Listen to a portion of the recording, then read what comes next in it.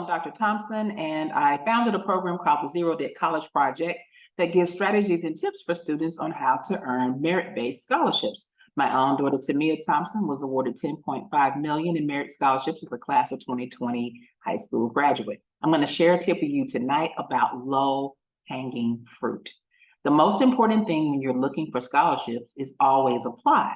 But if you're applying and there are hundreds or thousands of people applying, then your chances of winning that scholarship really go down with the number of applicants. So you really want to try to find low-hanging fruit. All right, so on the screen, I'm giving you an example of a way to locate low-hanging fruit scholarships where there are a few students who are eligible to apply and where there are a few students who are actually applying.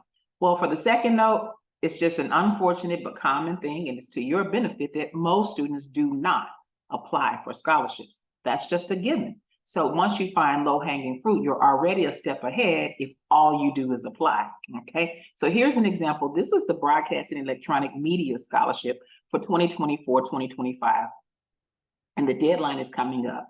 I'm recording this on October 4th. The deadline is October 13th. And so one thing that I want to get you to pay attention to right away is that when there is a deadline looming in front of you and you go ahead and push yourself to apply, especially if it was a difficult to find scholarship, you're probably one of few students who are actually applying, okay? So now let's look at this. This is for students who are at a BE, a 2-year member institution, or graduates who are now enrolled in a BE, a 4-year institution. You may have no idea whether or not your school is one of these institutions. And even if you tried to find out, you might still not get a clear answer. So what do? Always apply.